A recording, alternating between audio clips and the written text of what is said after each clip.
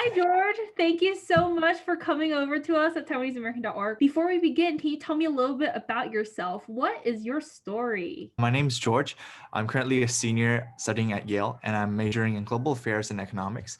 I'm also the national president for ITASA, which stands for the Intercollegiate Taiwanese American Students Association, where we have Taiwanese and Taiwanese American students coming in from a lot of different schools across the United States. In my free time, I'm also involved in other organizations, mostly advocating for Taiwan.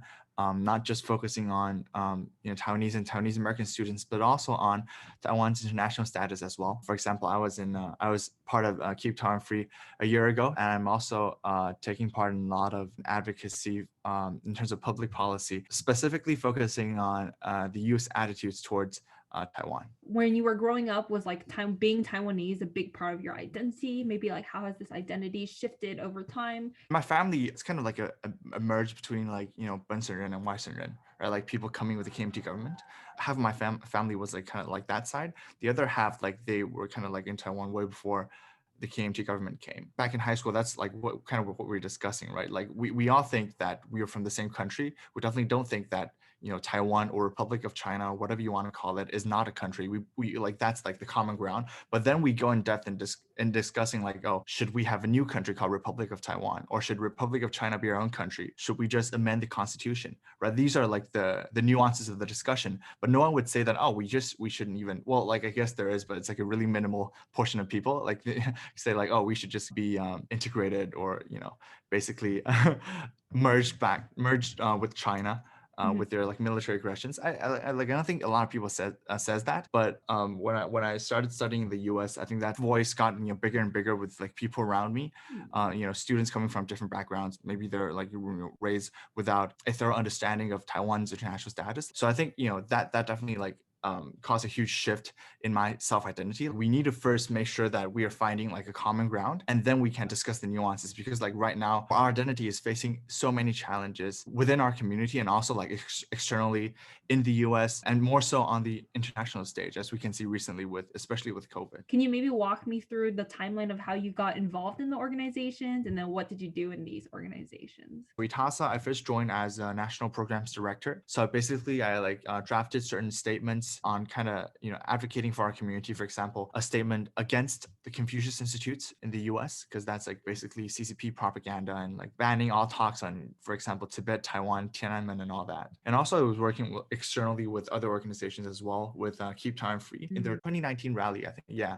I was like a speaker there. I think that's a really pivotal moment in kind of my participation in this community. So like, we were in New York, and I just saw like hundreds of people, not just Taiwanese people. I talked to some Chinese people as well. I talked to some people of like, different races, different age, like they're like these toddlers, these like, really like old people. They're just like carrying their backpacks and walking slowly. But it's a rally, and people are advocating for the same thing, that Taiwan needs to be recognized internationally. This part of like advocacy or speaking up for ourselves, or kind of like fighting for a adequate representation, is really essential or integral in our identity. Because like our identity isn't just about making beef noodle soup, or just making boba and doing these night market events and pretending like all is well, right? It's so much more than that. And it's about like we went through one of the longest martial law in world's history. Even till this day, we're still fighting for representation. Even during a global pandemic, there's still countries trying to shut us out. So this is what we've been focusing on this year,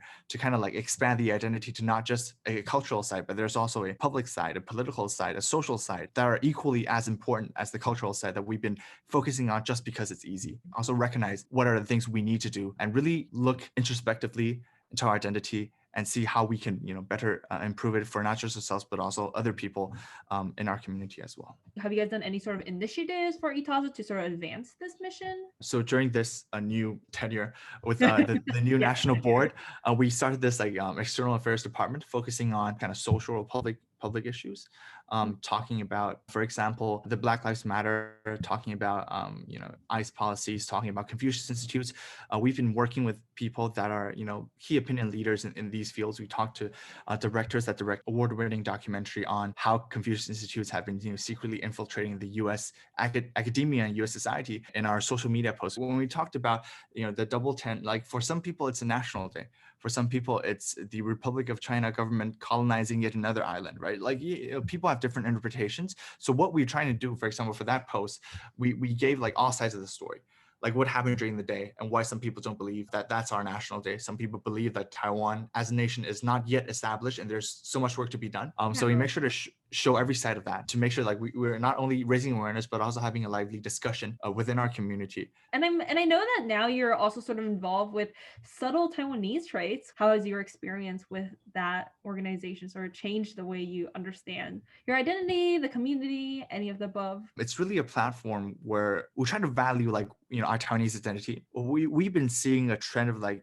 some certain types of posts just not being able to be approved because they might, offend some people, right? Like these posts being like, talking about how there are like human rights aggressions happening in under CCP with like, Hong Kong, Tibet, East Turkestan, of course, Taiwan. I've heard a lot of, people talking about how they've been posting about these things, but, they're just not approved, or they've been somehow removed or comments deleted and all that. And we just feel like, that's unacceptable. You can't have a platform where like people sharing this identity come in and not being able to discuss this equally as important side of this identity. It's about like finding a balance between efficiency and also honoring this sort of democracy and hearing from like what people want to post. I think one of the moments that really stuck to me is like when we're setting up the guidelines, when we were talking about post approval, because we were getting like more and more members. We made a Excel tracker to track like which mod approved or declined this post, and if they declined it, it's like on what grounds. We want to make sure that since this is a group honoring Taiwanese identity and our community, that we're also honoring, I think, this part of the identity that's really important to us. What does the future of Taiwan or Taiwanese America look like to you? I'm pretty optimistic, to be honest. Like, a lot of people are like, oh,